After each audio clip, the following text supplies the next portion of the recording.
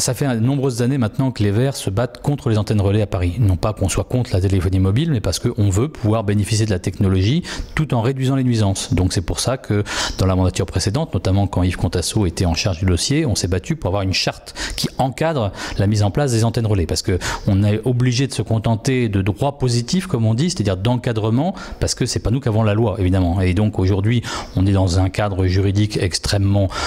peu sécurisant, parce que les décrets qui ont été pris sur les antennes relais sont des décrets extrêmement lâches, qui ne garantissent aucunement la sécurité sanitaire des habitants, des riverains des antennes, et même d'ailleurs qui ne sécurisent pas du tout non plus ceux qui posent les antennes, puisqu'il y a des juges qui décident de supprimer les antennes. Et donc on est dans ce contexte où plein de problèmes sont posés par les 3 opérateurs historiques, et l'État, qui était censé régler le problème en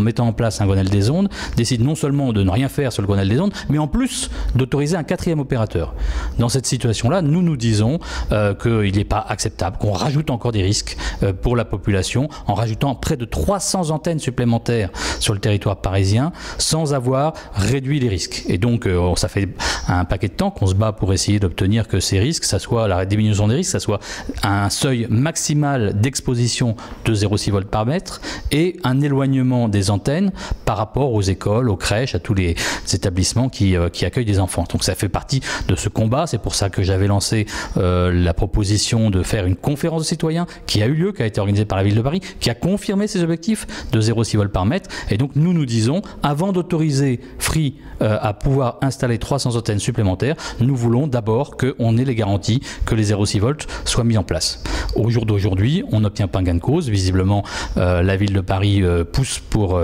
donner un accord à Free parce qu'ils nous disent-ils, les juristes disent qu'on ne peut pas traiter différemment Free des 3 autres opérateurs. Donc probablement que la délibération va être votée, mais le combat continue parce que clairement 300 antennes supplémentaires, ça veut dire 300 endroits sur le territoire parisien où les habitants probablement vont se mobiliser pour dire que non, ils ne veulent pas des risques supplémentaires tant qu'on n'a pas garanti leur sécurité. Et donc nous sommes dans ce combat complémentaire entre les associations